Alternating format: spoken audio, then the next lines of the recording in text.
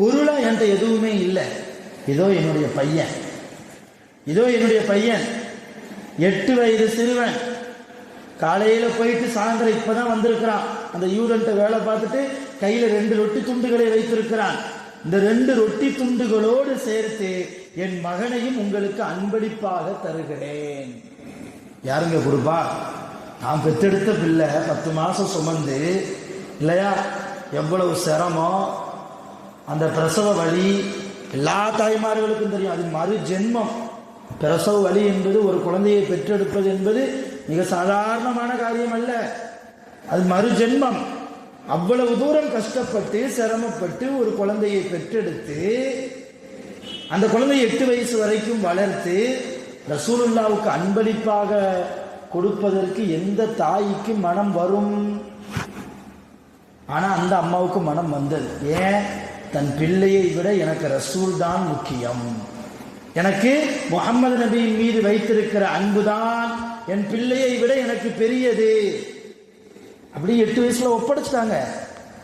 ஆனா ரசூலுல்லாவுக்கு ஒரு தாயுடைய மனம் புரியாமல் இருக்குமா? ஒரு தாயினுடைய மனம் புரியாமல் இருக்குமா ரசூலுல்லாவுக்கு? ரசூலுல்லா ஃபஜ்ர் தொலை வச்சுக்கிட்டு இருந்தாங்க ஒரு தடவை. அப்போ பெண்கள் எல்லாம் ரசூலுல்லாவுக்கு பின்னாடி வந்து தொழுவாங்க மஸ்ஜிது நபவியில. அங்கங்க பார்த்தீங்கன்னா தொட்டில் தொங்கும், பள்ளிவாசக்குள்ளேயே அங்கங்க தொட்டில் தொங்கும். என்னன்னா கை குழந்தைகளை எடுத்துட்டு நேராக வந்து தொட்டிலில் போட்டு பக்கத்துல இருந்து ரசூலுல்லாவை பின்பற்றி தொழுவாங்க பொம்பளைங்க எல்லாம்.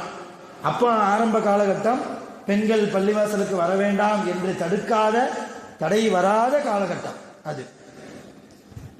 அப்போ அப்படி ஒரு தடவை வந்து தொழுதுகிட்டு இருக்கும்போது ரசூலுல்லா ஃபஜ்ர் தொலை வச்சுக்கிட்டு இருக்கும்போது முதல் ரக்காயத்துல மிக நீண்டமான சூறா ஓதுனாங்க, மிக நீட்டமா ஓதுனாங்க. 2வது ரக்காயத்துல பார்த்தா குல்ஹுவல்லா சூறா ஓதிட்டாங்க ரசூலுல்லா.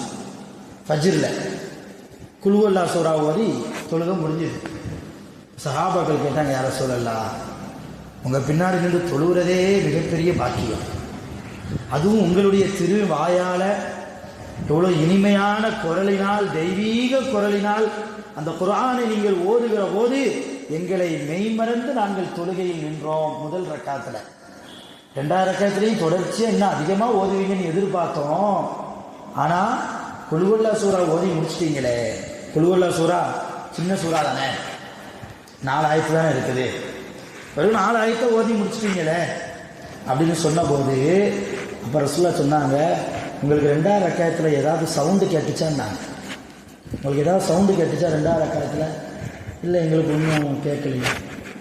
இல்லை, ஒரு அம்மா பின்னாடி தொலை வந்திருக்காங்க, அந்த அம்மா தன்னுடைய பிள்ளைய தொட்டிலில் போட்டிருந்தாங்க. நான் முதல் ரக்காயத்தில் நிறைய ஓதினேன், 2வது ரக்காயத்துலேயும் நிறைய ஓதணும்னு தான் நினச்சி முதல் ரக்காயத்துடைய சஜிதாலிருந்து எந்திரிச்சேன். ஆனால் நான் 2வது ரக்காயத்துக்கு எந்திக்கிற போது அந்த குழந்தை அழுகுது. குழந்தை தொட்டிலிருந்து என்ன செய்யுது? அழுகுது. இது மற்றவங்களுக்கு ஒன்றும் தெரியாது. ஆனால் அந்த குழந்தையை பெற்றெடுத்த தாய்க்கு எவ்வளவு வேதனையா இருக்கும். ரசூலுல்லாஹ் சீக்கிரம் தொழுகையை முடிக்க மாட்டாங்களா?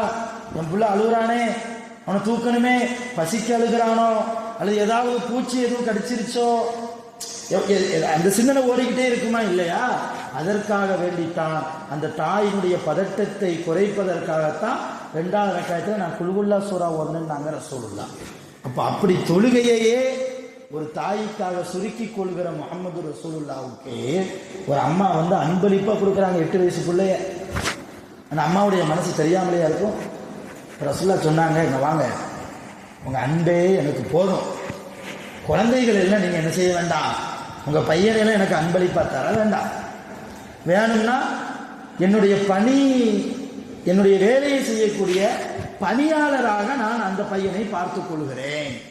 ஒரு யூதன்ட்ட தானே வேலைக்கு விட்டுருக்கீங்க, ஏன்ட்ட வேலைக்கு விடுங்க, நான் சம்பளமும் கொடுக்குறேன், துவாவும் செய்கிறேன், ஏன்ட்டையே உங்க பையன் வளரட்டும், அன்பளிப்பாலும் தர வேண்டாம்.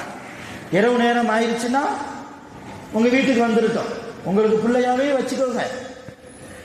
அந்த உம்மு சுலைம் ரலியல்லாஹு தஆலா அன்ஹா அவங்களுக்கு விருப்பமே இல்லை. இல்லை யா ரசூலல்லாஹ், நீங்க வாங்கித்தான் ஆகணும், என் பிள்ளையை நீங்கள் பெற்றுக்கொண்டுதான் ஆகணும், எப்படியாவது இந்த அன்பளிப்பை, இந்த மகனை நீங்கள் வைத்துக் கொள்ளுங்க. எவ்வளவு கெஞ்சி பார்த்தாங்க, ஆனா ரசூலுல்லாஹ் மறுத்துட்டாங்க. பொதுவாகவே அன்பளிப்பு எதையும் மறுக்கக்கூடாது. யாராவது ஒரு ஆள் நமக்கு அன்பளிப்பாக கொடுக்குறாங்கன்னா அதை மறுக்கக்கூடாது. ஆனால் ரசூலுல்லாவுக்கு அந்த சட்டம் பொருந்தாது.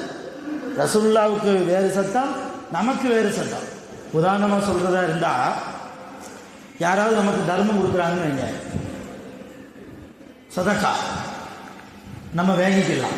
நீங்கள் எனக்கு தர்றீங்கன்னா நான் வாங்கிக்கலாம், நான் உங்களுக்கு தர்றேன்னா நீங்கள் வாங்கிக்கலாம், தவறில்லை. ஆனால் நபி ஸல்லல்லாஹு அலைஹி வஸல்லம் அவர்களுக்கும் அவருடைய குடும்பத்துக்கும் சதக்காவினுடைய பொருள் ஹராம். அவங்களுக்கு அன்பளிப்பை தான் கொடுக்க முடியுமே தவிர சதக்காவை என்ன செய்ய முடியாது, தர்மமா ஒருபோதும் கொடுக்க முடியாது. அதை வாங்கினால் நபி ஸல்லல்லாஹு அலைஹி வஸல்லம் அவர்களுக்கும் அவருடைய குடும்பத்துக்கும், இன்றைக்கு கியாமத் நாள் வரைக்கும் ரசூலுல்லாஹ்வுடைய குடும்பம் இருக்குது. ரசூலுல்லாஹ்வுடைய குடும்பத்தில் யாரெல்லாம் பிறந்தார்களோ, கியாமத் நாள் வரைக்கும் யாரெல்லாம் வர இருக்கிறார்களோ, இப்பொழுதும் வாழ்ந்து கொண்டிருக்கிறார்களோ, தர்மத்தினுடைய பொருளை அவர்கள் வாங்கி சாப்பிடக்கூடாது, அனுபவிக்க கூடாது. அப்படி அனுபவித்தால் அது அவர்களுக்கு ஹராம். அப்ப இப்படி ரசூலுல்லாஹ்வுக்கு நமக்கும் மத்தியில் சில சட்டங்கள் விஷயத்தில் மாறுபடுகிறது. அது ஒரு பக்கம் இருந்தாலும் ரசூலுல்லாஹ் கடைசி வரைக்கும் கெஞ்சி கெஞ்சி அந்த அம்மா உம்மு சுலைம் ரலியல்லாஹு அன்ஹா பார்த்தாங்க. ரசூலுல்லாஹ் அந்த பையனை வாங்கவே இல்லை. இந்த சஹாபி யார் தெரியுமா? அவர்தான் அனஸ் ரலியல்லாஹு அன்ஹு. அனஸ் ரலியல்லாஹு 8 வயசில் ரசூலுல்லாஹ்விடத்தில் ஒப்படைக்கப்பட்டார். 10 ஆண்டு காலம் ரசூலுல்லாஹ்வுக்கு காதிமாக, பணிவிடை செய்யக்கூடியவராக ரசூலுல்லாஹ் கூடவே இருந்தார். சையதுனா அனஸ் ரலியல்லாஹு தஆலா அன்ஹு. அனஸ் ரலியல்லாஹுக்கு 18 வயசு இருக்கிற போது ரசூலுல்லாஹ் வஃபாத்தானாங்க. அனஸ் ரலியல்லாஹுக்கு 18 வயசு இருக்கிற போது ரசூலுல்லாஹ் வஃபாத். ரசூலுல்லாஹ்வை அடக்கம் பண்ணிட்டு வரும்போது ஆயிஷா அம்மா அனஸ் ரலியல்லாஹு கூப்பிட்டு கேட்டாங்களா, என்ன அனஸே உனக்கு எப்படிப்பா மனசு வந்துச்சு கேட்டாங்க. அனஸே உனக்கு எப்படி மனம் வந்தது? 10 ஆண்டு காலம் ரசூலுல்லாவோடு நீ வாழ்ந்திருக்கிறாயே, ரசூலுல்லாவுடைய நிலையிலேயே நீ இருந்திருக்கிறாயே, ரசூலுல்லாவோடு நீ சேர்ந்து சாப்பிட்டு இருக்கிறாயே, சில சமயம் ரசூலுல்லாவோட ஒரே பாயிலேயே படுத்திருக்கிறாயே அனஸே, அந்த ரசூலுல்லாவை குழிக்குள் வைத்து அவருடைய முகத்தில் மண்ணை போட்டு மூடுவதற்கு உனக்கு எப்படித்தான் மனசு வந்தது? ஆயிஷா அம்மா கேட்டாங்க. இதை கேட்ட உடனே அனஸ் ரலியல்லாஹு அப்படியே மயக்கம் போட்டு விழுந்துட்டாங்க. எத்தனை வயசுங்க? வெறும் 18 வயசு. ஒரு 18 வயதில் ஒரு சஹாபி ஆண் ரசூலின் மீது வைத்த அன்பு. இன்னைக்கு 38 வயசு ஆனாலும் ரசூல்லானா யாருன்னு தெரிய மாட்டேங்குது. ரசூல்லா இங்கே பிறந்தாங்க, இங்கே வந்தாங்க, எத்தனை கல்யாணம் முடித்தாங்க, அவங்களுக்கு எத்தனை குழந்தைகள் இல்லையா, அதில் யார் யார் மகளை கல்யாணம் முடித்தாங்க, எந்தெந்த கோத்திரத்தை சார்ந்தவர்களை கல்யாணம் முடித்தாங்க, ரசூலுல்லாஹ்வுடைய வரலாறு தெரியாதவர்களாக நாம் இருக்கிறோம்.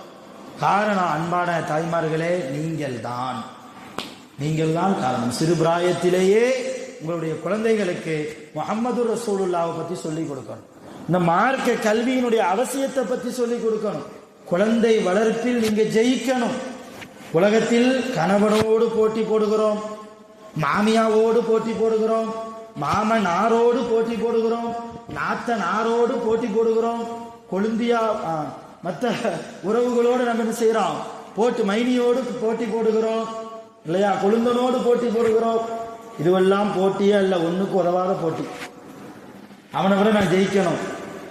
என் நாத்து நான் 1 மாடி கட்டிட்டா, நான் 2 மாடி கட்டணும், அதுக்காண்டியே என் புருஷன் வெளிநாட்டிலேருந்து வரணும்னு சொன்னால் வரவனான்னு வச்சிருக்கேன் என்றெல்லாம் நிறைய தாய்மார்கள் இருக்கத்தான் செய்கிறார்கள். அருமையான தாய்மார்களை, சகோதரிகளே, நான் இங்கே உங்களுக்கு சொல்ல வருவதே, நீங்கள் குழந்தைகள் விஷயத்தில் ஜெயிக்கணும். அல்லாஹ் குர்ஆன்ல சொல்றான், இன்னமா அம்வாலுக்கும் அவுலாதுக்கும் ஃபித்னா, நிச்சயமாக உங்களுடைய பொருள்களும் உங்களுடைய குழந்தைகளும் உங்களுக்கு குழப்பம்தான், உங்களுக்கு சோதனை தான் என்கிறான் அல்லாஹ். உங்களுடைய குழந்தைகள் உங்களுக்கு சோதனை. அல்லாஹ்வுடைய அன்பளிப்பு நமக்கு எப்போ சோதனையா மாறும்?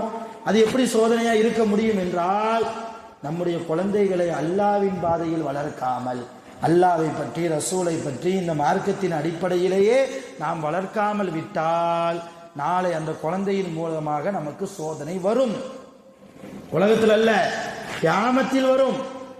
வந்து நிற்பான், யா அல்லாஹ் என்னை பெற்றவளை கொண்டு வந்து என் காலு கீழே போடு, நான் அவளை மிதிக்க வேண்டும் என்பான்.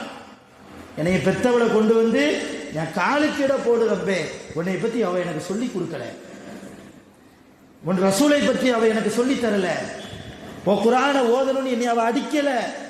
தொலை நடந்துகிட்டு இருக்கும், நான் வீட்டில் டிவி பார்த்துட்டு இருந்தேன், அவள் என்ன செய்வா, காபி போட்டு கொடுத்தா, நல்லா டிவி பாரு, சாப்பாடு ஸ்நாக்ஸ் வச்சு தந்தா, என் புள்ள நல்லா சாப்பிடு, தொலைப்போன்னு சொல்லி என்னை கண்டிக்கவில்லை. அதனால் ரப்பே எனக்கு நீ நரகத்தை கொடுக்கிறாய், பரவாயில்லை, நான் நரகத்துக்கு போவதற்கு முன்னால் என்னையை பெற்றெடுத்த தாயையும் தந்தையையும் எனக்கு காட்டி என் காலுக்கு கீழே போட்டு நான் மிதிக்க வேண்டும் என்பார்கள் நம்முடைய குழந்தைகளே. நம்முடைய குழந்தைகளே கேட்பான். இப்போ அந்த நேரத்தில் எவ்வளோ பெரிய கை சேதம் இல்லையா அது?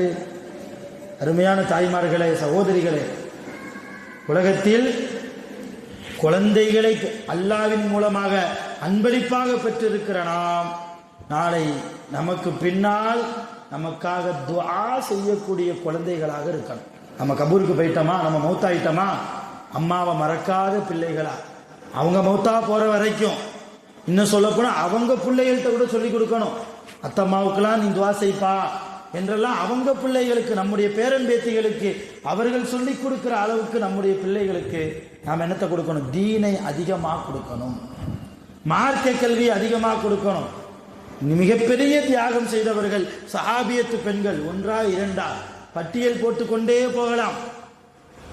ஃபரூக் என்று ஒரு சஹாபி இருந்தார். ஒரு போருடைய சமயத்தில் தான் மனைவி நிறைமாத கர்ப்பிணி, எப்பனாலும் பிரசவம் ஆகலாம், நிறைமாத கர்ப்பிணி, கூப்பிட்டு சொல்றாரு, ஃபரூக்கு நான் அல்லாஹ்வுடைய பாதையில் போருக்கு போகிறேன், கொஞ்சம் திருகங்கள் வீட்டில் இருக்குது, காசு பணம் இருக்குது, இதை வச்சு செலவு பண்ணிக்க, எப்படியாவது குழந்தைய நல்ல முறையில் பெற்றெடுத்து மார்க்கத்தை சொல்லி கொடுத்து நீ வளர்க்க வேண்டும், அல்லாஹ்வை பற்றி சொல்லி கொடுத்து வளர்க்க வேண்டும், ரசூலை பற்றி சொல்லி கொடுத்து வளர்க்கணும் அப்படின்னு சொல்லிட்டு நான் போருக்கு போகிறேன். போர் என்பது அது தூரம் அல்ல, உயிர் தப்பினால் திரும்ப வரலாம், போர்லேயே உயிர் போயிடுச்சுன்னா ஷஹீது தான், உயிர் தியாகம் செய்ய வேண்டியதான். இப்போ போனால் திரும்ப வருவனா இல்லையா என்பது சந்தேகம்தான். உயிரோடு இருந்தால் வருகிறேன், இல்லை என்றால் அல்லாஹ் போதுமானவன், பிள்ளையை நல்ல முறையில் வளர்த்துக்கொள் என்று தன் மனைவியிடத்தில் சொல்லிவிட்டு போருக்கு போயிட்டார். அந்த அம்மாவும் ஒரு ஆம்பளை பிள்ளையை பெற்றெடுத்துச்சு, நம்மளை மாதிரியே நல்ல முறையில் வளர்த்தது, நல்ல முறையில் மார்க்கத்தை சொல்லி கொடுத்து அந்த ஊரே போற்றுகிற அளவுக்கு மிகப்பெரிய ஆலிமாக, குர்ஆனை மனப்பாடமாக்கிய ஹாஃபிலாக அந்த அம்மா தன்னுடைய ஆண் பிள்ளையை உருவாக்கினாங்க. 20 வருஷம் அப்படியே ஓடிச்சு. 20 வருஷம் கடந்ததற்கு பின்னால் போருக்கு போன ஃபரூக் திரும்ப வருகிறார். எப்போ வர்றாரு? ஃபஜ்ர் தொழுகையில் வருகிறார். அந்த இமாமுக்கு பின்னால் நின்று தொழுவதற்கு அவ்வளவு கூட்டம், இமாமுடைய முகத்தை பார்க்கவே முடியாது, அந்த அளவு கூட்டம். மதீனால மஸ்ஜிது நபவில, ரசூலுல்லாஹ்வுடைய காலத்துக்கு பின்னால் நான் சொல்கிறேன், சஹாபாக்களுடைய காலம், மஸ்ஜிது நபவில அவ்வளவு பெரிய கூட்டம். அந்த ஃபரூக் 20 வருஷத்துக்கு பின்னால் போருக்கு போய் 20 வருஷம் கழித்து வர்றார். ஃபஜ்ருடைய நேரம் வருது, தொழுதுட்டு வீட்டுக்கு போகலாம் என்று நினைத்து தொழுகைக்கு வர்றார். வந்து நின்று தொழுகிறார், அந்த இமாமுக்கு பின்னால் நின்று தொழுகிறார். அருமையான கிராத், தன்னையே மெய்மறந்து போகிற அளவுக்கு அந்த இமாம் ஓத ஓத அதை ரசித்து ரசித்து இவர் பின்னாடி நின்று தொழுகிறார். தொழுகை முடித்ததற்கு பின்னால் சிறிது நேரம் பயான். நம்ம பள்ளியில் சுபுக்கு அப்புறம் பயான் பேசுகிறோமா இல்லையா, அந்த மாதிரி அவங்க ஒரு சிறிது நேரம் பயான். அந்த பயான்லையும் அருமையான பயான், உணர்ச்சி பூர்வமான பயான், தக்குவாவை ஏற்படுத்துகிற பயான். எப்படியாவது ஃபரூக் அந்த சஹாபி அந்த இமாமை பார்த்துடணுமே என்று முந்தி அடித்து கொண்டு போனால் பார்க்க முடியலை. இந்த இமாம் யாருன்னு பார்க்க முடியலை. இப்போ பக்கத்தில் இருந்தவங்கள்ட்ட விசாரிக்கிறார், இந்த இமாம் போயிட்டாங்களா, நான் அவங்கள பார்க்கணும், இல்லை அவங்க வீட்டுக்கு போயிடுவாங்க. அப்படியா, சரி சரி, லுகரில் வந்தால் பார்த்துக்கிடுவோம். இப்போ நம்ம மனைவி பிள்ளைகளை போய் வீட்டில் போய் பார்ப்போம், 20 வருஷம் கழித்து வந்திருக்கோம் என்று சொல்லி வீட்டுக்கு போகிறார். வீட்டுக்கு போனால் வீட்டுக்குள்ள தன் மகன் உட்கார்ந்துருக்கிறார். தான் மகன். வீட்டில் மனைவி இல்லை. அந்த அம்மா கொஞ்சம் வெளியே வேலை கடைகளுக்கு எங்கேயாவது போயிட்டாங்க. இவர் நேராக உள்ள வந்தார். தன்னுடைய வீடு தானே என்று சொல்லி நேராக உள்ள வந்த உடனே இவருக்கு தெரியும், அந்த சஹாபிக்கு போருக்கு போனார் இல்லையா, அந்த சஹாபிக்கு தெரியும் நம்ம போய் 20 வருஷம் ஆச்சு, நம்ம மகனுக்கு இப்போ 20 வயசு இருக்கும் என்று தெரியும். வந்தோடனே அவர் பார்க்குறாரு, இதுதான் நம்ம மகன் விளங்கிக்கிறார். ஆனால் நம்ம மகனுக்கு தெரியுமா, இவதான் நம்ம அத்தான்னு தெரியுமா, தெரியாது இல்லையா. அந்த மகன் கோபத்தில் ஏதோ வீட்டில் நுழையிற மாதிரி, சலாம் சொல்லிட்டு வரணும்னு தெரியாது உனக்கு, என் வீட்டுக்குள்ள ஏதோ நுழையிற மாதிரி நேரம் உள்ள வர, சலாம் சொல்லிட்டு வர மாட்டியா என்று சத்தம் போடுகிறார். அப்ப அந்த சஹாபிக்கு, ஆஹா, நம்முடைய பிள்ளையை என்ன முறையில் அவ வளர்த்திருக்கிறா, ஒரு ஒழுக்கம் இல்லாத பெரியவங்களுக்கு எப்படி மரியாதை கொடுக்கணும் என்று கூட தெரியாத பிள்ளையாக வல்லவா நம்முடைய பிள்ளையை நம்முடைய மனைவி வளர்த்து விட்டாள் என்று சொல்லி கடுமையான கோபத்தில் வீட்டிலேயே இருக்கிறார். இருப்பா, அவங்க அம்மா வரட்டும்பா, பேசிக்கலாம் என்று சொல்லி இருக்கிறார். அந்த அம்மா வந்தாங்க. நேராக வந்து கணவனை பார்த்து ஆறு தழுவி, 20 வருஷம் இல்லையா, அந்த அன்பை எல்லாம் வெளிக்காட்டுகிற அந்த சந்தோஷமான நேரத்தில் இந்த சஹாபி சொன்னாங்க, என்னம்மா பிள்ளைய வளர்த்துருக்கிற, பெரியவங்கள்ட்ட எப்படி பேசணும்னு தெரியலையே, என்ன பிள்ளைய வளர்த்துருக்கிற, இப்பதாம்மா ஃபஜ்ர் தொழுதேன். அந்த இமாம் எவ்வளவு அழகாக ஓதுறாரு தெரியுமா, எவ்வளவு அழகா குர்ஆனை உச்சரிக்கிறார் தெரியுமா, தொழுகைக்கு பின்னால் எவ்வளவு அழகாக அல்லாஹ்வை பற்றி, ரசூலை பற்றி, இந்த மார்க்கத்தை பற்றி எவ்வளவு அழகா பயான் பேசுறார் தெரியுமா. அந்த மாதிரி அல்லவா என்னுடைய பிள்ளையை நான் வளர்க்க வேண்டும் என்று நினைத்து உன்கிட்ட ஒப்படைச்சேன். நீ என்ன வளர்த்திருக்கிற. அப்பதான் அந்த அம்மா சொன்னாங்க, அவசரப்படாதீங்க, அந்த இமாம் தான் உங்க பையன். அந்த அசர்த்து தான் யாரு, உங்க பையன். ரொம்ப சந்தோஷமானார் அந்த சஹாபி. அப்ப அந்த மகன் சொன்னார், தந்தையே என்னை மன்னித்துக் கொள்ளுங்கள், பெரியவங்களுக்கு மரியாதை கொடுக்காம நான் உங்களை திட்டல. ரசூலுல்லாவுடைய ஹதீஸ் இருக்குது, அடுத்த ஆளுடைய வீட்டுக்கு போறதா இருந்தால் சலாம் சொல்லிட்டு உள்ள போகணும், அனுமதி கேட்டு தான் உள்ள போகணும், அனுமதி கிடைக்கலன்னா வெளியே போயிருங்கன்னு குர்ஆன் ஆயத்தே இருக்குது. அதை நீங்க தெரியாத அளவுக்கு நீங்க உள்ள வர்றீங்களே, ஹதீஸ் தெரியாம ஆயத்து தெரியாம உங்க வாழ்க்கை இருக்குதே என்று நினைத்துத்தான் நான் கோபப்பட்டேனே தவிர என்னை மன்னித்துக் கொள்ளுங்கள் என்று அந்த மகனும் மன்னிப்பு கேட்க அந்த தந்தை அவ்வளவு சந்தோஷப்பட்டார். ஒரு மனைவி, அன்பான தாய்மார்களே, உங்களுக்கு மிகப்பெரிய படிப்பினை, எந்த விதமான ஆண் துணையும் இல்லாமல் நிறைய மாத கர்ப்பிணியாக இருக்கிற நிலைமையில தன்னுடைய கணவன் போருக்கு போகிறார், சந்தோஷமாக அனுப்பி வைத்தார்கள் அந்த அம்மா. போனதற்கு பின்னாலும் கொஞ்சம் கூட தன்னம்பிக்கையை விட்டு விடாமல் அல்லாஹ்வின் மீது நம்பிக்கை வைத்த பெண்ணாக தன் மகனை குர்ஆனை சொல்லிக் கொடுத்து, ஹதீஸை சொல்லிக் கொடுத்து, அந்த வட்டாரத்திலேயே அந்த ஊரிலேயே மிகப்பெரிய ஆலிமாக, அந்த ஊர் மக்கள் எல்லாம் பெருமையாக பேசக்கூடிய அளவுக்கு மிகச்சிறந்த ஹாஃபிலாக, ஒரு பயானியாக தன் மகனை வளர்த்திருக்கிறார்கள் என்றால் அந்த அம்மாவும் உங்களை மாதிரி பெண் தானே. யோசிக்க வேண்டும், எந்த அளவு உங்கள் பிள்ளைகளை நீங்கள் உருவாக்குகிறீர்கள், எந்த அளவு பெற்றோர்களை கவனிக்க வேண்டும், பிள்ளைகளை மனைவியோடு எவ்வளவு அன்பாக இருக்க வேண்டும், பெரியவர்களிடத்தில் எப்படி நடக்க வேண்டும், ஆலிம்களோடு எப்படி பழக வேண்டும், பள்ளிவாசலுடைய தொடர்பினுடைய மகத்துவம் என்ன, இதையெல்லாம் சொல்லிக் கொடுத்து நம்முடைய பிள்ளைகளை நாம் வளர்க்கணும். ரசூலுல்லாஹ் சொன்னாங்க, அத்திபு அவுலாதக்கும், உங்களுடைய பிள்ளைகளுக்கு நல்ல ஒழுக்கத்தை சொல்லுங்கள், நல்ல ஒழுக்கத்தை என்ன செய்யுங்க, கற்றுக் கொடுங்கள். முதலாவது ஒழுக்கம், இரண்டாவது கல்வி.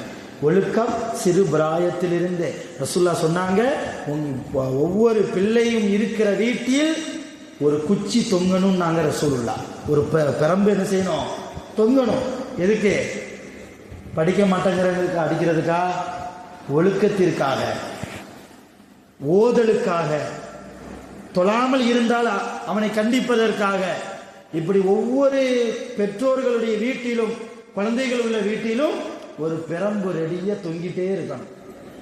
அவ்வளோ கண்டிஷனா, அவ்வளோ சிரமப்பட்டு நீங்கள் உங்களுடைய குழந்தைகளை வளர்த்தால் நாளை உங்கள் குழந்தைகளை வைத்து உங்களுக்கு இன்பம், உங்களுடைய கபரில் உங்களுக்கு இன்பம், உங்களுடைய கியாமத் உங்களுக்கு வெற்றியாக அமையும். இதற்கு நேர் மாற்றமாக நீங்கள் யோசியுங்கள், உங்கள் பிள்ளைகளுக்கு குர்ஆன் ஓத தெரியுமா? உச்சரிப்பாக ஓதுகிறார்களா? அல்லது உங்களுக்கு தெரியுமா? உங்கள் கணவன்மார்களுக்கு தெரியுமா? அல்லது உங்களுடைய உறவினர்களுக்கு யாருக்கு உச்சரிப்பாக குர்ஆனை ஓத தெரியும்? ஹதீஸ் சம்பந்தப்பட்ட ஞானங்கள், அறிவுகள் உங்களுக்கு எந்த அளவு இருக்கிறது? மார்க்க சம்பந்தப்பட்ட விஷயங்களில் எத்தனை விஷயங்கள் உங்களுக்கு தெரியும்? ரசூலுல்லாஹ்வுடைய ஹதீஸுகளில் லட்சக்கணக்கான ஹதீஸுகள் இருக்கிறது, ஆயிரக்கணக்கான ஹதீஸுகள் இருக்கிறது. அத்தனை ஹதீஸுகளில் எத்தனை ஹதீஸுகள் உங்களுக்கும் உங்கள் பிள்ளைகளுக்கும் உங்கள் குடும்பத்தில் உள்ளவர்களுக்கும் மனப்பாடமாக தெரியும்? எந்த அளவு உங்களுடைய குடும்ப வாழ்க்கையை நீங்கள் குர்ஆனோடு தொடர்புள்ள வாழ்க்கையாக, ஹதீஸோடு தொடர்புள்ள வாழ்க்கையாக நீங்கள் ஆக்கி கொண்டிருக்கிறீர்கள்? இப்படி ஒவ்வொரு பட்டியலையும் யோசிச்சா இன்னைக்கு தாய்மார்கள் ஜைஃபர் பூஜ்ஜியமாகத்தான் நாம் நிற்கிறோம். பிறகு எப்படி நம்முடைய கபர் வெளிச்சமாகும்? எப்படி கபரிலே நிம்மதியாக தூங்குவது? எப்படி கியாமத்தில் அல்லாஹ்வுடைய கோபத்தை விட்டும் நாம் தப்பிப்பது? ஒரு போருடைய நேரத்தில் ஒரு அம்மாட்ட வந்து ஒரு சஹாபி சொல்றாங்க, ஏம்மா உங்க அத்தா போர்ல ஷஹீத் ஆயிட்டார், இறந்துட்டார். அந்த அம்மா என்ன கேட்டாங்க தெரியுமா? நபி ஸல்லல்லாஹு அலைஹி வஸல்லம் உயிரோடு இருக்கிறாங்களான்னு கேட்டாங்க. நபி ஸல்லல்லாஹு அலைஹி வஸல்லம் உயிரோடு இருக்கிறார்களா? அவங்க இருக்கிறாங்க, ஆனா அவங்க அத்தா வஃபாத்துமா, அது பிரச்சனை இல்லை. அப்படி கொஞ்சம் தூரம் தெருவில் நடந்து வந்துட்டு இருக்கும்போது இன்னொரு ஆள் வர்றாரு, ஏம்மா உங்க கணவர் வஃபாத் ஆயிட்டார் போர்ல, ரசூல்லா உயிரோடு இருக்கிறாங்களா?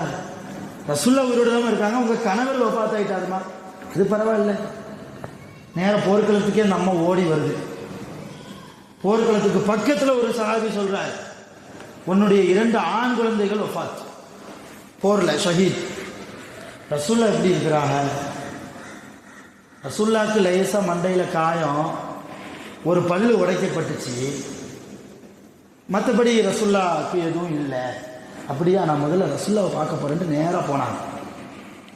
இப்படிப்பட்ட பெண்கள் ரசூலுல்லாஹ்வின் மீது அன்பு வைத்த பெண்களாக, சஹாபியத்து பெண்கள், தன்னுடைய அத்தா வஃபாத்து, தன்னை மணமுடித்த கணவன் வஃபாத்து, தான் பெற்றெடுத்த 2 ஆண் குழந்தைகளும் வஃபாத்தாகி விட்டார்கள். 4 பேர் தான் குடும்பத்தில் வஃபாத்து, ஷஹீது.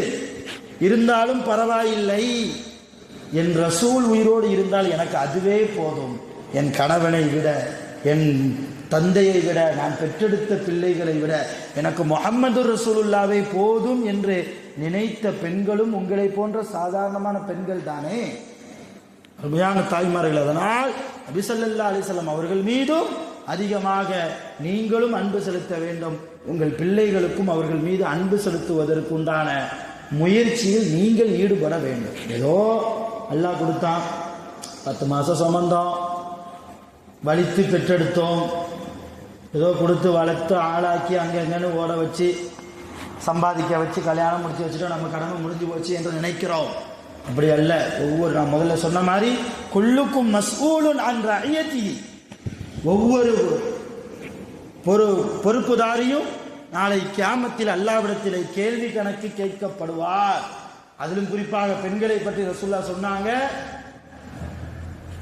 ஒவ்வொரு மனைவியும், ஒவ்வொரு பெண்ணும் தன் கணவனுடைய குடும்பத்துக்கு பொறுப்புதாரின்னாங்க ரசூலுல்லாஹி ஸல்லல்லாஹு அலைஹி வஸல்லம். உங்கள் கணவன் குடும்பத்திற்கு நீங்கள் பொறுப்பு. உங்கள் மாமனார் சரியாக நடக்கவில்லையா, நீங்கள் தான் பொறுப்பு. உங்கள் மாமியார் சரியாக நடக்கலையா, மார்க்கத்தின்படி வாழலையா, நீங்கள் தான் பொறுப்பு. உங்கள் நாத்தனார் ஒழுங்காக நடக்கலையா, அதுக்கும் நீங்கள் தான் பொறுப்பு. உங்கள் பிள்ளைகள், உங்கள் கணவன்மார்கள் யாருமே சரியாக நடக்கலையா, மார்க்கத்தின்படி அல்லாஹ்வை பயந்தவர்களாக, ரசூலை பயந்தவர்களாக, தொழுகையின் தொடர்புள்ளவர்களாக இல்லை என்றால் ஒவ்வொரு வீட்டில் உள்ள அந்த குடும்பத்திற்கு வாழ்க்கைப்பட்டு வந்த அந்த பெண்கள் தான் பொறுப்பு என்றார்கள் நபிகள் நாயகம் ஸல்லல்லாஹு அலைஹி வஸல்லம். அதனால தான் ஒரு பொம்பளை நினைச்சா சீரழிந்து போன குடும்பத்தை மிகச்சரியாக நடத்தவும் முடியும், மிக சரியாக இருக்கிற குடும்பத்தை நடுத்தெருவுக்கு கொண்டு வந்து சீரழிக்கவும் முடியும். அவ்வளவு பவர் உங்கள்கிட்ட இருக்குது. ஷைத்தான் ஆண்களை வழிகெடுப்பதற்கு தன்னுடைய ஆயுதமாக எடுத்துக்கொண்ட விஷயம் என்ன தெரியுமா? நீங்கள் தான். பெண்கள் தான். அல்லாஹ் எதையெல்லாமோ காமிச்சான். சைத்தான் கேட்டான், மனுஷனை கெடுக்க போற, அவனை கெடுக்கிறதுக்கு சில ஆயுதம் தேவை, நீ சில ஆயுதத்தை காத்து எனக்கு தேவையானதை நான் எடுத்துக்கொள்கிறேன். அல்லாஹ் சிலதை காட்டினான். அப்படி சைத்தான் எடுத்த 2 மிக முக்கியமான ஆயுதங்கள், ஒன்று துட்டு ஆசையை காட்டி தொழுக விடாமல் கெடுக்கிறது. பணம், இந்த பணத்தை எடுத்துக்கொண்டான் தன் ஆயுதமாக மனிதர்களை கெடுப்பதற்கு. 2வது ஒரு பெண் இருந்தால் ஒரு குடும்பத்தையே கெடுத்துடலாம். ஒரு பெண் சரியான பெண்ணாக இல்லை என்றால், மார்க்கத்தின் தொடர்புள்ள பெண்ணாக இல்லை என்றால், பிள்ளையை எப்படி வளர்க்க வேண்டும் என்கிற முறை தெரியாத பெண்ணாக அவள் இருந்தால், அந்த பெண்ணுக்கு அந்த பெண்ணுக்கு வரக்கூடிய அந்த குழந்தை மிக கஷ்டம். அது அருமையான தாய்மார்களே, இப்படி குழந்தை வளர்ப்பை பற்றி நிறைய நம்முடைய மார்க்கம் பேசுகிறது. கூடுமான வரைக்கும் என்னால் முடிந்த அளவுக்கு சில விஷயங்களை தந்திருக்கிறேன். இன்றிலிருந்து ஒரு நியத்தை வையுங்கள். என் குழந்தைக்கு 20 வயசு ஆனாலும் சரி, 25 வயசு ஆனாலும் சரி, உங்கள் பையன் அல்லது உங்கள் மக 50 வயசு ஆனாலும் உங்களுக்கு மக தான், 55 வயசு ஆனாலும் உங்களுக்கு பையன்தான். ஷரியத்திற்கு மாற்றமாக நடக்கிற போது, தொழுகையின் தொடர்பில்லாதவர்களாக அவர்கள் இருந்தால் கண்டித்து தொழுகைக்கு அனுப்புங்கள். உங்கள் பேரங்களோ உங்கள் பேத்திகளோ குர்ஆனை ஓதுவதற்கு சரியாக தெரியவில்லையா, பள்ளிக்கு அனுப்புங்கள். அல்லது வீட்டில் வைத்தாவது குர்ஆனுடைய தொடர்பில் வையுங்கள். நீங்களும் தக்வா உணர்வோடு இருந்து கொள்ளுங்கள். அல்லாஹ் ஜல்லஷானஹு வ தஆலா நல்ல சாலிஹத்தான பெண்களாக நாம் வருவதற்கு, நம்முடைய குழந்தைகள் உருவாக்கப்படுவதற்கு அல்லாஹ் அருள் புரிவானாக. எதை கேட்டோமோ எதை சொன்னோமோ அதன்படி வரக்கூடிய நாட்களில் அமல் செய்வதற்கு அல்லாஹ் எல்லா வகையிலும் தௌஃபீக் செய்வானாக. நோய் நொடி இல்லாமல் உடல் ஆரோக்கியத்தோடு ஆஃபியத்தோடு மனராகத்தோடு மகிழ்ச்சியோடு ஆஸ்பத்திரி செலவுகளை விட்டும் பாதுகாப்பு பெற்ற வாழ்க்கையை அல்லாஹ் நம் அனைவர்களுக்கும் தந்து அருள் புரிவானாக. வாஹிரு தஅவானா அல்ஹம்துலில்லாஹி ரப்பில் ஆலமீன். சுப்ஹானல்லாஹி வ பிஹம்திஹி சுப்ஹானக்கல்லாஹும்ம வ பிஹம்திக் அஷ்ஹது அன் லா இலாஹா இல்லா அன்த அஸ்தக்ஃபிருக வ அத்தூபு இலைக். ஆமீன். சுப்ஹான ரப்பிக ரப்பில் இஸ்ஸத்தி அம்மா யசிஃபூன் வ ஸலாமுன் அலல் முர்ஸலீன் வல்ஹம்துலில்லாஹி ரப்பில் ஆலமீன். ஸல்லல்லாஹு அலா முஹம்மதின் ஸல்லல்லாஹு அலைஹி வஸல்லம். ஸல்லல்லாஹு அலா முஹம்மதின் ஸல்லல்லாஹு அலைஹி வஸல்லம். ஸல்லல்லாஹு அலா முஹம்மத். யா ரப்பி ஸல்லி அலைஹி வஸல்லிம். அஸ்ஸலாமு அலைக்கும்.